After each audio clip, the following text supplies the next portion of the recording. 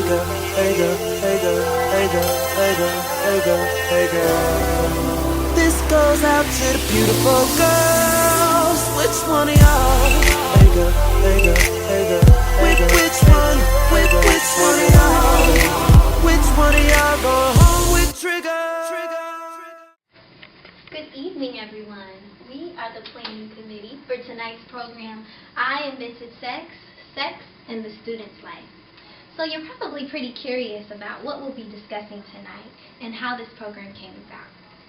It all started with this book, Sex and the Single Life, written by Bimbo Adekoye, a Nigerian minister with the message of abstinence for young people. Members of Howard University Chapel Assistants and Alpha Chapter Delta Sigma Theta Sorority Incorporated wanted to explore the topics of sin, spirituality, sex, and relationships. So, we've brought together a dynamic and wonderful group of panelists who we know will share great insight on the topics of sex, spirituality, and the purpose of sex in our lives. We hope that when you leave tonight, you'll leave with a great deal of information more than when you came. Furthermore, we hope that you'll discuss these topics amongst your peers when you leave. And finally, we want you to be involved in tonight's program. When you enter the room, you received note cards. Please feel free to write any thoughts or questions for the panelists on the note cards. They will be picked up periodically throughout the program. And now, for some thoughts on tonight's topics from your fellow Bison. I would have to say that no, Howard students I don't think value abstinence.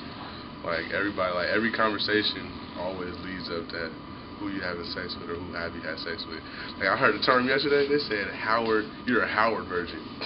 And I was like, that's crazy. I think abstinence is valued on Howard's campus. I personally have best friends and siblings at this campus who are abstinent and are remaining abstinent until they get married or find somebody they can trust and be in an intimate relationship with. In terms of everybody valuing it, I would say no, but I feel like as a whole, people do feel that abstinence is the way to go, and it's the main way to keep yourself safe from either getting pregnant or contracting some type of STD. Personally, I think that abstinence is not valued at Howard University. I feel like people who believe in abstinence are just having sex just because instead of believing in what they do. Per se, I had a homegirl who said that a male that she was seeing said he wouldn't date her any longer if she didn't have sex, even though she believed in abstinence, and she gave in eventually. So I believe it's not valued at Howard, and that's one thing I believe that we all should take back and believe in is abstinence, because it connects us better with our mind, body, and soul, and also with the person we're trying to build a relationship with. A lot of things Howard promotes has sex on it, like a lot of the flyers for parties. A lot of things we do have involved sex or sex symbols or scantily clad females. It's just sex, like abstinence isn't really promoted. Everyone expects everyone in college to be having sex and sleeping around. So they don't really expect someone to be like, oh, I'm abstinent, I'm not having sex, I'm celibate. It's just not done here, or at least it's looked at in a negative light. The second question. But it all depends on what you are trying to get out of the relationship in the first place.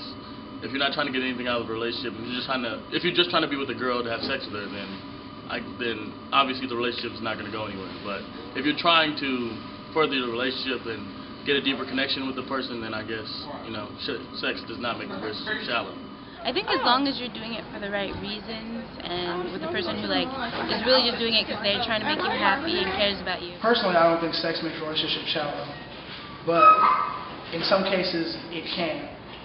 However, I believe if the relationship is well endowed or it has a pretty strong foundation, that the house of the relationship won't fall with small things or small natural disasters I like to call it, sex or cheating or adultery or things like that.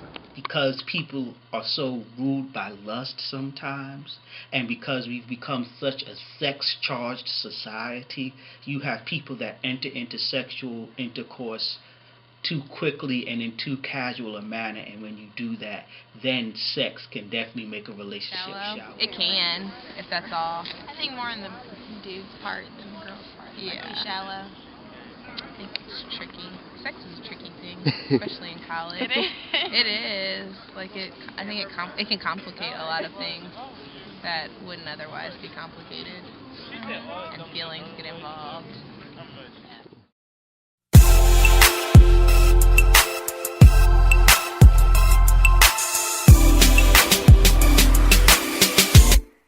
When I get you to the crib, and you know we gon' go.